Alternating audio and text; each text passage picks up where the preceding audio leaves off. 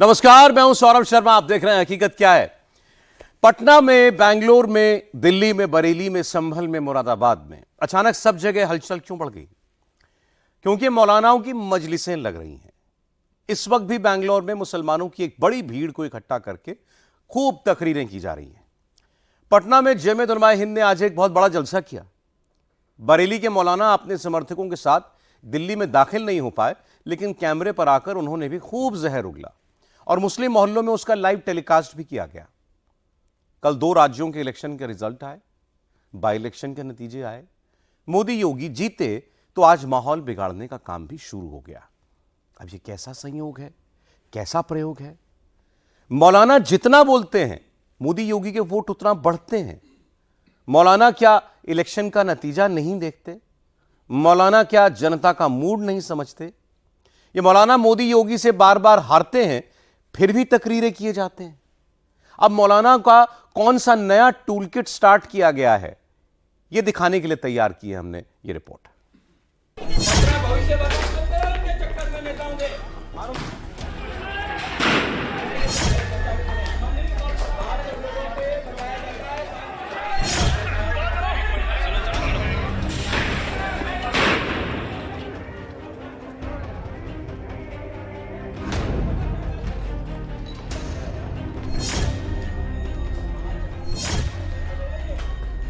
उत्तर प्रदेश में योगी आदित्यनाथ के उत्तर प्रदेश में पत्थर चलाने की हिम्मत कहां से आई?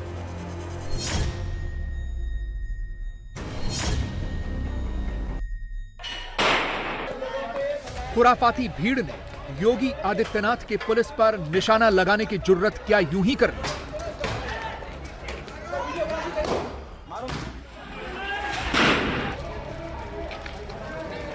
इतना बवाल, ऐसा पथराव, ऐसी आगजनी यूपी के संभल में मुसलमानों को भड़काने के पीछे किसी का तो दिमाग है।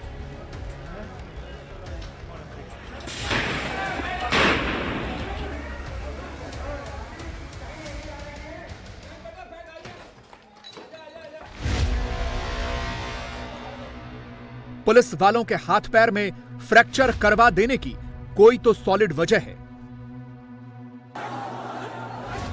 संभल के बवाल के पीछे कौन, इसे समझना कोई रॉकेट साइंस नहीं है। संभल के सीक्वेंस ऑफ इवेंट्स पर गौर करेंगे तो पूरी पिक्चर क्लियर हो जाएगी।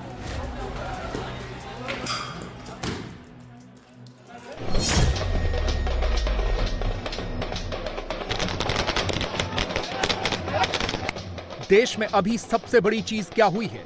4 जून के बाद देश में सबसे बड़े चुनाव का रिजल्ट आया। महाराष्ट्र में बीजेपी का डबल इंजन फुल फोर्स से दौड़ा। बटेंगे तो कटेंगे का नारा महाराष्ट्र में चल गया। एक हैं तो सेफ हैं, महाराष्ट्र ने मान लिया। जनमत ने हिंदुत्व को टिक कर दिया, तुष्टीकरण को नकार दिया। जाति पर वोट नहीं पड़े। महाराष्ट्र की मुस्लिम बहुल सीटों पर भी मोदी का गठबंधन जीत गया।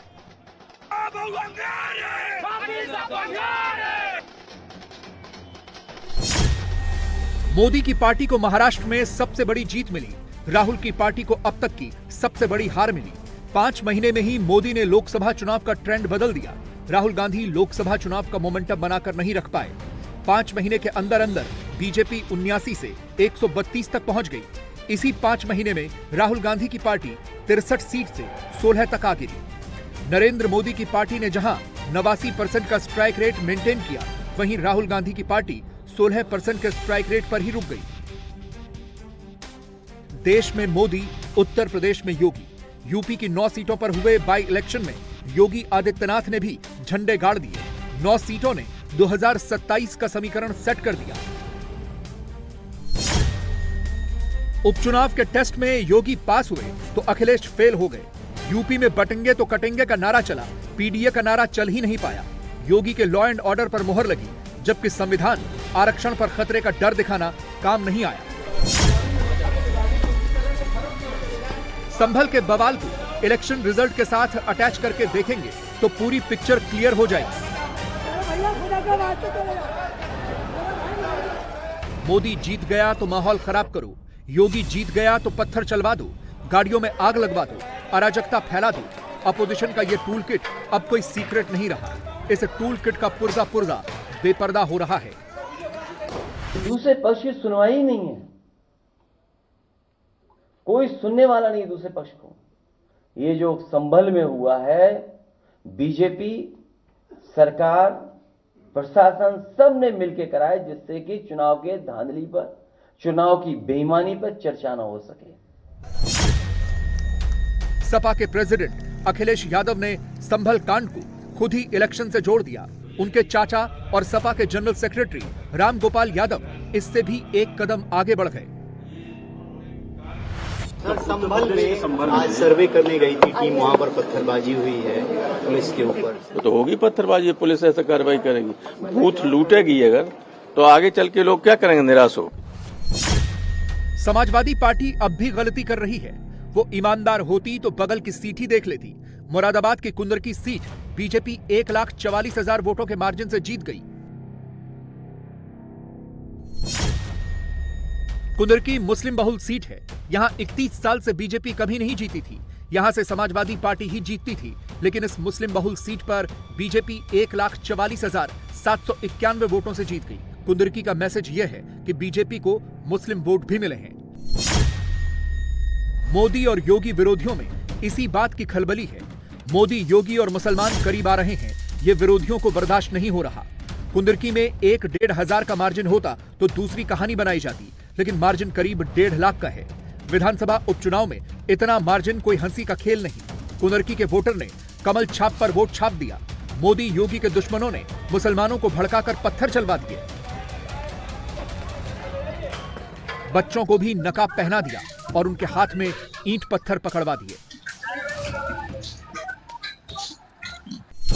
कांग्रेस में बलि का बकरा ढूंढा जा रहा है। महाराष्ट्र की हार का ठीकरा किसके सिर पर फोड़ा जाए, वो सिर ढूंढा जा रहा है। राहुल गांधी जब हिमाचल प्रदेश जीते तो नतीजे को अप्रत्याशित कहा था, लेकिन राहुल की पार्टी जब हरियाणा चुनाव अप्रत्याशित रूप से हार गई तो उसकी वजह आज तक नहीं बताई। अक्टूबर बीत गया, नवंबर भी लगभग बीत ही चुका है। महाराष्ट्र में कांग्रेस धाराशायी हो गई, लेकिन कांग्रेस अब तक हरियाणा में मिली हार की पोस्टमार्टम रिपोर्ट नहीं बना पाई है। दरअसल हार की वजह तो क्लियर है, लेकिन कांग्रेस उस पर चर्चा नहीं करना चाहती। BJP 132 seat, Shiv Sena Shinde 57 seat, NCP Ajit Pawar 41 seat, अन्य घटक दल 4 सीट। इसके बरक्स दूसरा पक्ष देखिए। Shiv Sena UBT 20 seat, Congress 16 seat, NCP Sharad Pawar 10 seat, Samajwadi party 2 seat और सीपीआईएम 1 सीट। महाराष्ट्र ने महाविकास अघाड़ी के महातुष्टिकरण अभियान को मटिया मेट करके रख दिया। जिन जिन पार्टियों ने खुल्लम खुल्ला तुष्टिकरण किया या करने की कोशिश की, उनको पब्लिक का खुल्लम खुल्ला रिएक्शन भी दिख गया। मोदी विरोधियों ने तुष्टिकरण का जितना बाजार सजाया, उतनी ही एक तरफा वोटिंग हो गई। महाराष्ट्र से यूपी तक और राजस्थान से बिहार तक चुनावों में बटेंगे तो कटेंगे भी चल रहा है, एक हैं तो सेफ हैं भी चल रहा है। महाराष्ट्र की महाविजय के बाद राष्ट्रीय स्वयंसेवक संघ के प्रमुख मोहन भागवत ने बड़ी बात कह दी। मोदी योगी के सारे विरोधी इसे कान खोलकर सुने। हम जीत गए हैं, जीत गए हैं। हार जाने के बाद भी हार दिखानी नहीं है, इसलिए गाली देना बहुत होता है। ऐसा कुछ हो रहा है। अभी कुछ चुनाव हो गए ना कल परसों में, अब देख लीजिए, ये वहां चलता है। लेकिन हम जीत गए भाई। सारी दुनिया लड़खड़ाई है। 2000 सालों में जितने प्रयोग हो गए हैं, ईश्वर को मानने वालों के, न मानने वालों के, व्यक्तिवादी, समाजवादी, सब प्रकार के लोग प्रयत्न करके थक चुके हैं, लड़खड़ा रहे हैं, भारत की ओर देख रहे हैं। हमको क्यों उन प्रश्नों के जवाब देने हैं? उनके ग्राउंड में जाकर थोड़ी कबड्डी खेलनी है उनके नियमों से। हमको अपने ग्राउंड में दुनिया को लाना है। संघ प्रमुख ने साथ चलने की बात कही है, लेकिन जिनको समझना चाहिए वो समझ ही नहीं रहे। अखिलेश यादव और ओवैसी जैसे लोग तो जनादेश का मैसेज भी नहीं देखना चाहते। संभल में टेंशन बढ़ा रही समाजवादी पार्टी के प्रमुख अगर सच देखना चाहें तो कुंदरकी के मुस्लिम वोटर को ही सुन लें। इसरार अहमद इसरार भाई, रामवीर जी को जबरदस्त जीत मिली है। हाँ, कैसे मिल गई जीत ये? वही मर्जी है, अल्लाह ने कराया ये काम। जमील जी, रामवीर जी को वोट दिया दबाव में किसी नहीं, मर्जी से? बिल्कुल मर्जी है, सबको फुल परिवार का सबका दिलवाया। तो ये कैसे बातें आ रही हैं कि मुसलमान ने दबाव में वोट डाला, पुलिस ने दबाव बना दिया, आईडी छीन ली, रात को घर पे जाके जबरदस्ती वोट पड़वा दिया? अभी ये लोग हारेंगे तो ये तो कुछ ना कुछ तो कम नहीं। साजिद भाई, रामवीर जी की जीत हुई है और बड़ी बम्पर जीत हुई है, बढ़िया हो गई, कैसे हो गई साहब ये? बढ़िया हो, लोगों के दिलों में मन बना लिया तो सबने। ये अच्छा ही चीज़ है, ये लोगों ने मन बना लिया तब के। अच्छा, पहले 3 बार से मन क्यों नहीं बनाया? 3 चुनाव हार गए थे ये। वो पहले ना बनाया था, अब तो बना लिया मन। अफसर अली, क्या किसी अफसर के दबाव में तो वोट नहीं डाला था? नहीं, हम अपने वोट का खुद मालिक है। हम मालिक तो हो, लेकिन ऐसा तो नहीं किसी ने दबाव डाला हो तो रामवीर सिंह को वोट दे दिया हो? ना हमारे गांव के हैं वो बेराई जी। अच्छा, ग्राम धुलाई रहता हूँ मैं। अच्छा, वहीं के हो जी, मर्जी से वोट, जी, कोई दबाव नहीं? कुछ नहीं। पहले तो उधर देते चले आ रहे, एकदम बदल कैसे लिया? जी, बदल गए, जैसे बदल गए उन्होंने हमारा सुनकर ना दी। अच्छा, अब इनसे उम्मीद है। हाँ। कुंदरकी के गरीब मुसलमानों ने समाजवादी पार्टी के अमीर मुस्लिम कैंडिडेट को वोट नहीं दिया क्योंकि सपा का मुस्लिम विधायक जीतकर भी गरीब मुसलमानों के काम नहीं करा रहा था। ऑल इंडिया मजलिसे इत्तेहाद मुस्लिमीन के इम्तियाज जलील औरंगाबाद पूर्व की जीती हुई सीट हार गए। औरंगाबाद पूर्व इम्तियाज जलील के लिए सेफ सीट थी। यह मुस्लिम वोट का गढ़ है, बिना मुस्लिम वोट के यहां कोई जीतता नहीं है, लेकिन इम्तियाज जलील यहां से 2161 वोट से हार गए। ऐसा नहीं है कि यहां मुस्लिम वोट बंटा। कांग्रेस के हनुमंत राव शेवाले यहां केवल 12,000 वोट ले पाए और तीसरे नंबर पर रहे। महाराष्ट्र की पिछली विधानसभा में ओवैसी की पार्टी के 2 विधायक थे, इस बार एक ही कैंडिडेट जीत पाया। मालेगांव सेंट्रल, जहां सबसे ज्यादा मुसलमान हैं, वहां से AIMIM कैंडिडेट मुफ्ती मोहम्मद इस्माइल केवल 162 वोट से जीत पाए। महाराष्ट्र का चुनाव वाकई लैंडस्लाइड रिजल्ट लेकर आया। शरद पवार अपने गढ़ बारामती में मात खा गए। शरद पवार का पोता युगेंद्र पवार 1 लाख से ज्यादा वोटों से हार गया। दूसरा पोता रोहित पवार करजत जामखेड़ से केवल 1243 वोटों से जीत पाया। महायुति की सीटें देख लीजिए या विक्ट्री का मार्जिन देख लीजिए, वोटर का डायरेक्शन एक है। वोटर अब कंफ्यूज नहीं हो रहा है, ना ही लोकसभा चुनावों की तरह किसी फेक नैरेटिव में फंस रहा है। इसका रिएक्शन अलग लेवल पर हो रहा है। मौलाना जुटने लगे हैं, नारे लगने लगे हैं।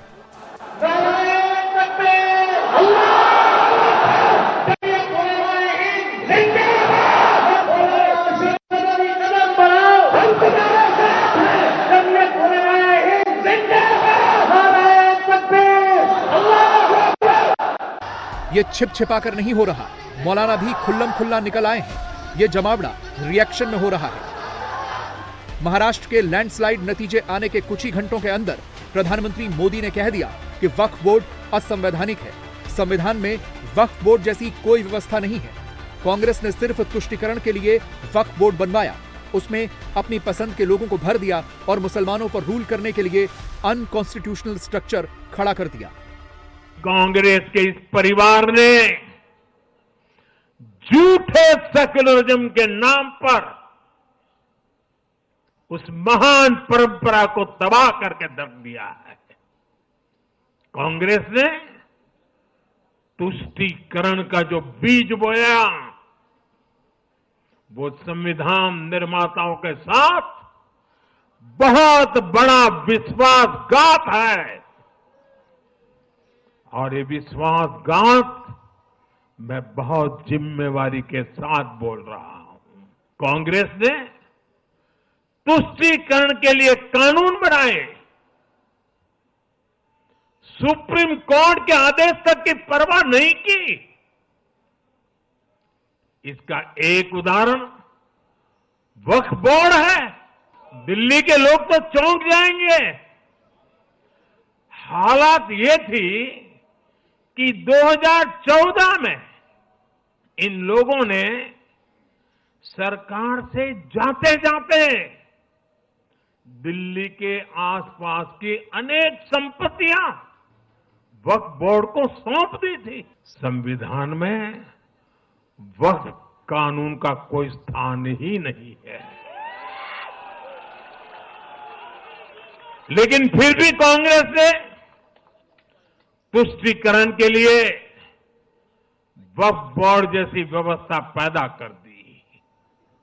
ये इसलिए किया गया ताकि कांग्रेस के परिवार का वोट बैंक बढ़ सके। सच्ची पंथ निरपेक्षता को कांग्रेस ने एक तरह से मृत्यु दंड देने की कोशिश की है। सोमवार से संसद का शीतकालीन सत्र शुरू हो रहा है। सत्र शुरू होने से केवल 2 दिन पहले मोदी ने वक्फ बोर्ड को असंवैधानिक बता दिया। इसका मतलब साफ है। मतलब यह है कि मोदी सरकार वक्फ कानून में संशोधन की बात नहीं करने जा रही। सरकार सीधे सीधे वक्फ बोर्ड को खत्म करने जा रही है। वक्फ बिल पर चर्चा के लिए पहले जेपीसी में चर्चा कराने का रूट पकड़ा गया, लेकिन मंजिल फिक्स हो गई है। जेपीसी से कह दिया गया है कि शुक्रवार तक अपनी रिपोर्ट सौंप दे। The JPC report has to be tabled before the last day of the first week of the winter session of the parliament. मौलाना को इसी बात की चिंता हो रही है। मोदी विरोधी फोर्स के सबसे बड़े प्रचारक, सबसे बड़े पर्चेबाज मौलाना हो गए हैं। उन्हें समझ ही नहीं आ रहा कि वो जितना बाहर आ रहे हैं, हिंदू उतने ही पोलराइज हो रहे हैं।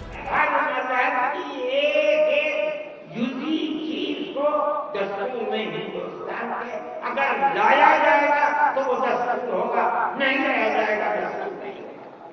लेकिन मैं कहता हूं कि गलत है।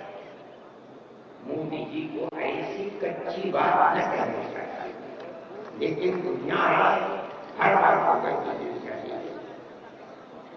आपके बराबर जब मुल्क का प्राइम मिनिस्टर बात करता है, इससे मुसलमानों के खिलाफ नफरत लाई होती है। मुल्क का होम मिनिस्टर ऐसी बात करता है तो दूसरे क्यों ना करेंगे। आपने देखा झारखंड के अंदर इसके जिम्मेदार बनाया गया आसाम के चीफ मिनिस्टर को। आसाम के चीफ मिनिस्टर की रोज की तकरीरें आप सुनिए। मुसलमान नहीं कहता, उसकी जबान से मुसलमान का नाम नहीं है, हमेशा घुसपैठिया करता है। मैं कहता हूं ये कितनी बड़ी जहालत है। जिस बिरादरी का वो आदमी होगा, उस बिरादरी के मुसलमान भी आजाद है। हिंदुस्तान की कोई बिरादरी ऐसी नहीं है जिसके अंदर मुसलमान ना, वो मुसलमान का नाम लेते हुए खड़ा है। मगर खुदा का कुदरत है जो 1 महीना झारखंड के अंदर रात और दिन तकरीरें मुसलमान के खिलाफ करता रहा, वहां मुसलमानों का नाम लेकर उनके खिलाफ बोलने वालों का मुंह काला हो गया। जमीयत उलेमाए हिंद ने मोदी पर प्रेशर बढ़ाने के लिए पटना में बैठक की और इसमें मुख्यमंत्री नीतीश कुमार को भी न्योता दिया। जमीयत ने दावा किया कि उसकी रैली में नीतीश कुमार भी शामिल होंगे, लेकिन नीतीश कुमार महाराष्ट्र का रिजल्ट देख चुके हैं, इसलिए कोई भी रिस्क नहीं ले रहे। जमीयत वाले मदनी का कैलकुलेशन यह है कि मोदी सरकार 303 वाली सरकार नहीं, ये 240 वाली सरकार है। नीतीश कुमार और चंद्रबाबू नायडू इस सरकार की 2 बैसाखियां हैं जिनके कंधों पर मोदी सरकार टिकी हुई है। लेकिन यह कैलकुलेशन पुराना हो गया है। पहले हरियाणा और अब महाराष्ट्र ने सारा समीकरण बदल दिया है। जमीयत के मंच पर नीतीश कुमार नहीं आए तो अरशद मदनी मायूस हो गए। आंध्र प्रदेश वाले चंद्रबाबू नायडू उनका साथ देंगे, इसमें भी संदेह है। ले देकर जमीयत की सारी उम्मीद अब संविधान पर टिकी हुई है। मगर मदनी के पास इस बात का जवाब नहीं कि अगर संसद ने वक्फ बोर्ड को लेकर संविधान बदल दिया तो वो क्या करेंगे। हमारे बाप दादा की चीज है, इसके ऊपर कोई कब्जा नहीं करेगा। दस्तूर ने जब ये कह दिया कि हम अपने मजहब, हमारा मजहब महफूज रहेगा, मजहबी चीज है, वक्फ ये भी महफूज रहेगी। हमारे मजहब की एक एक चीज को लेकर नाम बनाम दस्तूर के अंदर कोई चीज नहीं है। हमें यानी एक वादा हमसे कर लिया गया, दस्तूर के अंदर ये चीज पेश कर दी गई कि हमारा मजहब महफूज रहेगा, हम आज़ाद हैं अपने मजहब के ऊपर। हम ये कहते हैं कि हमारा मजहब हर जगह महफूज है। वो हिंदू जो समझदार है और ये चाहता है कि मुल्क की आज़ादी में हिंदू मुसलमान सब शरीक हैं, सबको आज़ादी के साथ रहना चाहिए। हम उसको ये बावर कराना चाहते हैं कि हमारा हक छीना जा रहा है। जमीयत के अलावा एक मजलिस भी है जिसे असदुद्दीन ओवैसी लीड करते हैं। इस मजलिस ने बेंगलौर में जलसा किया, मकसद वही, मुसलमानों को मोदी के खिलाफ करना। महाराष्ट्र के रिजल्ट ने बेंगलौर वाले जलसे को फीका कर दिया। फिर भी all India Muslim personal law board अभी अपनी लाइन बदलने को राजी नहीं है। और जो अंग्रेजों की फिलहाली और चाटुकारिता करते थे। महाराष्ट्र के चुनाव प्रचार का दौर याद कीजिए। मौलाना ने जितना मुंह खोला, हिंदू वोटर उतना ही जोर से एकजुट हुआ। मौलाना के बोलने से मुस्लिम वोट शिफ्ट नहीं हुआ, लेकिन मोदी योगी ने हिंदुओं को एक होने के लिए कहा तो हिंदू जुड़ गए। मोदी योगी जीत गए। देश भर में योगी मॉडल की चर्चा हो रही है। मुसलमान सीटों पर भी योगी मॉडल सुपरहिट है, हिंदू सीटों पर भी फिट है। यूपी में जहां 31 साल तक बीजेपी जीत नहीं पाई, वहां योगी की सुनामी में समाजवादी पार्टी की जमानत जब्त हो गई। दिल्ली में 2.5 महीने के बाद विधानसभा चुनाव होने वाले हैं और अभी से यह जबरदस्त चर्चा छिड़ गई है कि दिल्ली में योगी मॉडल या फिर केजरीवाल मॉडल। बाटला हाउस का जिक्र करके योगी ने वोट बैंक पॉलिटिक्स के पीछे चल रहे खेल को खोल दिया है, हिंदुओं को अलर्ट कर दिया है। इसका असर क्या होगा? क्या हरियाणा, महाराष्ट्र और उत्तर प्रदेश की तरह यहां भी वही होगा? इस रिपोर्ट से समझिए। बटेंगे तो कटेंगे 1.0 हरियाणा में हैट्रिक। बटेंगे तो कटेंगे 2.0 महाराष्ट्र में महाविजय। बटेंगे तो कटेंगे 3.0 दिल्ली की बारी। अगर हरियाणा और महाराष्ट्र की तरह हिंदू एक रहेगा तो दिल्ली में चुनाव जीतेगा, अगर एक नहीं रहेगा तो चुनाव हारेगा। बीजेपी का ये महामंत्र मोदी ने बता दिया है।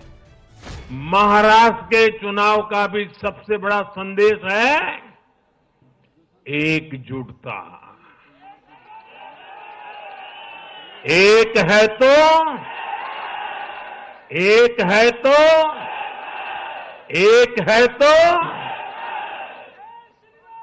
ये आज देश का महामंत्र बन चुका है। दिल्ली में बीजेपी ने आखिरी चुनाव 1993 में जीता था। तब बीजेपी को 49 सीट और कांग्रेस को 14 सीट मिली थी। बीजेपी का वोट शेयर 47.82% और कांग्रेस का वोट शेयर 34.48% रहा था। उसके बाद से बीजेपी लगातार 5 चुनाव हार चुकी है। अब 2025 का चुनाव है। इन 33 सालों में दिल्ली की राजनीति 360 डिग्री बदल चुकी है। कांग्रेस शून्य हो चुकी है और आम आदमी पार्टी 2013 से सत्ता में है।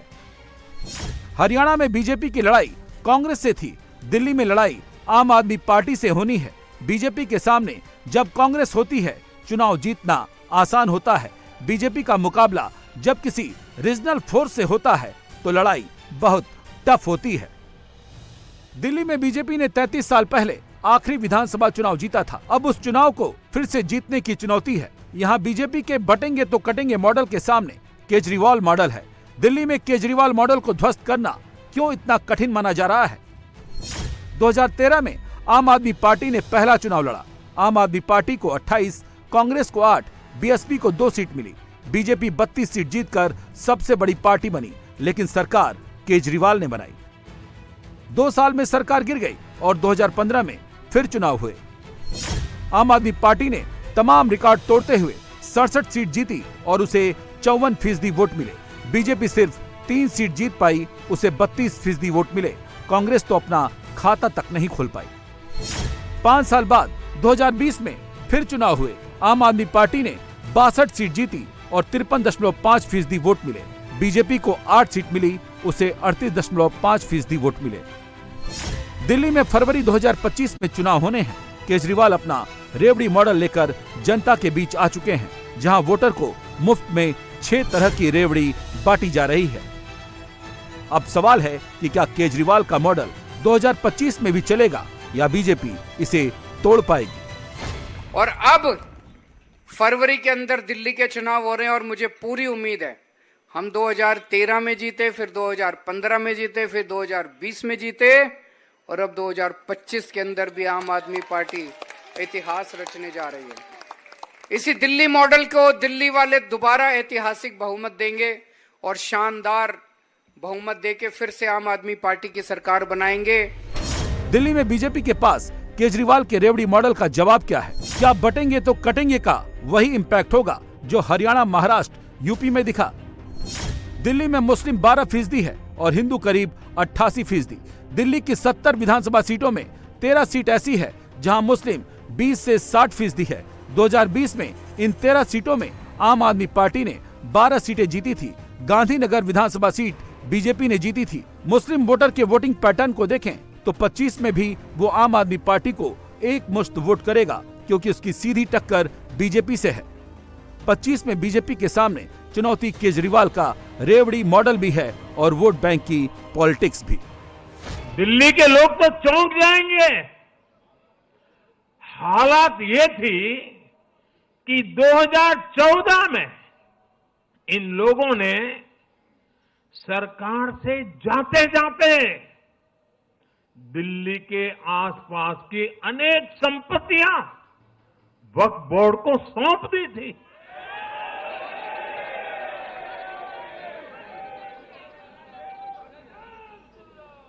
बाबा साहब आम्बेडकर जी ने जो संविधान हमें दिया है ना, जिस संविधान की रक्षा के लिए हम प्रतिबद्ध है, संविधान में वक्फ कानून का कोई स्थान ही नहीं है। लेकिन फिर भी कांग्रेस ने तुष्टीकरण के लिए वक्फ बोर्ड जैसी व्यवस्था पैदा कर दी। ये इसलिए किया गया ताकि कांग्रेस के परिवार का वोट बैंक बढ़ सके। दिल्ली में बीजेपी 33 साल बाद वैसे ही चुनाव जीत सकती है जैसे यूपी में कुंदरकी का चुनाव जीता है। कुंदरकी में बीजेपी ने आखिरी बार 1993 में चुनाव जीता था। जैसे योगी मॉडल से यूपी के कुंदरकी का समाजवादी किला ढहाया जा सकता है, वैसे ही दिल्ली में केजरीवाल मॉडल को भी हराया जा सकता है। कुंदरकी में मुस्लिम आबादी 65% है। समाजवादी पार्टी के मोहम्मद रिजवान को बीजेपी के रामवीर सिंह ठाकुर ने 1,44,000 के भारी अंतर से हराया है। योगी को यहाँ हिंदू वोट एक मुश्त मिला तो राजपूत मुसलमानों ने भी जमकर वोट किया। अब समझिए योगी मॉडल ने कुंदरकी की असंभव जीत को 31 साल बाद कैसे संभव बनाया। 35% हिंदू वोटर को एकजुट किया। मुस्लिम मोहल्लों में बैठकें की। सड़क, अस्पताल, सुरक्षा, कानून व्यवस्था जैसे मुद्दों पर अखिलेश सरकार की रिपोर्ट रखी और 7 साल के योगी राज की रिपोर्ट से तुलना कर मुसलमानों को सच्चाई बताई। इसके बाद बीजेपी ने समाजवादी पार्टी के मुस्लिम वोट बैंक में सेंध लगाने के लिए उन मुस्लिम जातियों पर फोकस किया जिनकी तुर्क मुसलमानों से नाराजगी रहती है। कुंदरकी में तुर्क मुसलमान 80,000, शेख ज़ादा मुसलमान 70,000, कुरैशी 10,000, पठान 10,000, अन्य मुस्लिम 59,000 हैं। वोटिंग से पहले लंबी लंबी डींगे मारने वाले समाजवादी पार्टी के कैंडिडेट हाजी रिजवान तुर्क मुसलमान हैं। शेख ज़ादा और पठान मुसलमानों ने बीजेपी को खुलकर वोट दिया। रिजवान के बेटे कल्लन की गुंडागर्दी से परेशान कुरैशी बिरादरी ने अखिलेश को इस बार टाटा बाय बाय बोल दिया। रिजवान की जमानत जब्त करा दी। अखिलेश यादव कुंदरकी की हार को पचा नहीं पा रहे। वो बीजेपी पर उपचुनाव में धांधली करने के आरोप लगा रहे हैं। कुंदरकी की हार को अखिलेश यादव चुनावी घपला बता रहे हैं। दरअसल उन्हें हार का डर जितना है उससे ज्यादा डर मुस्लिम वोट बैंक के खिसकने का है। पुलिस प्रशासन ने मिलकर के जो व्यवहार किया और उनकी नियत और मंशा यही थी कि कोई भी समाजवादी पार्टी का एजेंट बूथ पर न रहे। इसलिए जानबूझ करके प्रशासन ने और खासकर पुलिस ने वो भी निर्देश पर सभी बूथ एजेंटों को लगभग निकाल दिया गया और बड़े पैमाने पर जहां समाजवादी पार्टी के समर्थक थे, समाजवादी पार्टी के लोग वोट डालने जाना चाहते थे, जाते उन्हें रोक दिया गया। अगर मान लीजिए रोक दिया गया है वोटर को, तो वोट किसने डाले? अगर उन बूथों पर समाजवादी पार्टी का वोटर नहीं पहुंचा है, हमारे प्रत्याशी के समर्थक नहीं पहुंचे, आखिरकार वोट किसने डाला? योगी ने कुंदरकी का किला ढाकर समाजवादी पार्टी के बेस वोट को तोड़ दिया है। 27 का मार्ग प्रशस्त कर लिया है। तुष्टीकरण की राजनीति का एक चैप्टर कुंदरकी में क्लोज हो चुका है। समाजवादी पार्टी को मैं कहना चाहता हूं, सीने में जलन, आंखों में तूफान सा क्यों है, सैफई घराने में हर शख्स परेशान सा क्यों है। कल जो विधानसभा उपचुनाव के परिणाम घोषित हुए हैं, समाजवादी पार्टी के पैरों के नीचे से जमीन खिसक गई है। समाजवादी पार्टी की गुंडई, अराजकता, मवालीपन, लूट खसोट से जनता अच्छी तरह वाकिफ है। इनकी सबसे बड़ी पीड़ा चुनाव हारना तो है ही, इनकी सबसे बड़ी पीड़ा है कि इनका जो बेस वोट था वो खिसक चुका है। मुस्लिम समाज को वोट बैंक समझते थे, ठगने का काम करते थे। मैंने कुंदरकी की जनसभा में कहा था, आप लोगों ने रिपोर्ट किया होगा कि मुस्लिम समाज 20% है। अगर समाजवादी पार्टी को मुस्लिम समाज छोड़ दे, जिनकी ठेकेदारी वो कर रहे हैं, तो समाजवादी पार्टी 3% की पार्टी रह जाएगी। लेकिन मैं कह सकता हूं, चाहे कुंदरकी हो चाहे मीनापुर हो, समाजवादी पार्टी ने जब मुस्लिम समाज ने उन्हें किनारे लगा दिया है, समाजवादी पार्टी को सपा 2% की पार्टी रह गई। सबसे बड़ी पीड़ा इनकी है। अखिलेश यादव के लिए सिर्फ कुंदरकी की हार ही नहीं, करहल की जीत भी हार से कम नहीं है। 2022 में जिस करहल को अखिलेश यादव ने 67,000 के अंतर से जीता था, वहां इस बार बीजेपी सिर्फ 14,000 के मामूली अंतर से हारी है। करहल यादव बाहुल्य सीट है। कुंदरकी में योगी ने अखिलेश के मुसलमान वोट तोड़े, तो करहल में यादव वोट बैंक में सेंधमारी की। अखिलेश उपचुनाव के नतीजों से इतना परेशान हैं, कभी लाल मिर्ची दिखाकर अपना दिल बहलाते हैं, तो कभी योगी के लिए हिटलर जैसे शब्द बोलते हैं। 2 तरह की पर्ची होना, लाल मार्क है और एक सामान्य रूप से ये जो पर्ची दी जाती है, ये लाल पर्ची, लाइन वाली पर्ची। उस दिन भी हम लोगों ने कहा था, जिस दिन वोट पड़ रहे थे, उस दिन भी इस बात को कहा था कि इस तरह की व्यवस्था कोई प्रशासन ने बनाई है और जिसके कारण इस तरह का भेदभाव किया है। हिटलर के जमाने में ट्रूपर्स होते थे, उसी तरीके से वहीं से सीख लेकर के सरकार ने पुलिस की वर्दी उतार करके प्राइवेट ड्रेस में भी लोगों को भेजा हुआ था, बड़े पैमाने पर। अगली बार कुंदरकी 1 लाख से ज्यादा वोटों से हराएगा। कुंदरकी की जनता 1 लाख से ज्यादा वोटों से हराएगी। लखनऊ में अखिलेश मुसलमानों का मजमा लगाकर ये दिखाना चाहते थे कि मुस्लिम अब भी उनके साथ हैं, लेकिन कुंदरकी से बुलाए गए मुसलमानों को सीतापुर पुलिस ने रोक लिया। 5 गाड़ियों में 35 लोग कुंदरकी से लखनऊ जा रहे थे। अब अखिलेश के तमाम आरोपों को सीतापुर पुलिस ने खारिज करते हुए साफ कर दिया है। आरसी और दूसरे जरूरी दस्तावेज नहीं होने के कारण 5 गाड़ियां रोकी गई हैं, जिनमें 35 लोग सवार थे। योगी ने यूपी में बांटने वाली तुष्टीकरण की राजनीति पर ब्रेक लगा दिया है। यानी देश की जनता नकारात्मक राजनीति को, बांटने वाली राजनीति को पूरी तरह खारिज कर चुकी है। इसीलिए हम कह रहे हैं कि बटेंगे तो कटेंगे, एक रहेंगे तो सेफ रहेंगे। तो एक रहेंगे, सेफ रहेंगे पर देश की जनता जनार्दन ने राष्ट्रीय एकता और अखंडता को मजबूती प्रदान करने के लिए, सुरक्षा और समृद्धि के लिए अपना जनादेश दिया है। योगी मॉडल वोट बैंक की पॉलिटिक्स पर लगातार चोट कर रहा है। धर्मांतरण कर वोट बैंक बनाने वाले गिरोहों पर कड़ाई से एक्शन लिया जा रहा है। योगी से पहले ऐसे गिरोह खुलेआम अपना काम करते थे, अब उन्हें जेल भेजा जा रहा है। दिल्ली में बाटला हाउस से धर्मांतरण का रैकेट चलाने वाले मौलाना कलीमुद्दीन और मोहम्मद उमर समेत 12 लोगों को यूपी में आजीवन कारावास की सजा दी गई है। जब हम लोगों ने जांच करनी शुरू की तो उन्होंने वह एक बहुत बड़े रैकेट को संचालित करता था और जिसका टारगेट होता था मूक बधिर बच्चे। दिल्ली की एक संस्था में पढ़ता था, उसको जबरदस्ती इस्लाम स्वीकार करवा दिया गया। जो व्यक्ति सुन नहीं सकता है, वो बोल नहीं सकता है, वह कैसे नमाज पढ़ सकता है? कैसे, कौन सिखा रहा उसको? तो फिर पता लगा कि बटाला हाउस से जुड़ी हुई उस संस्था के द्वारा,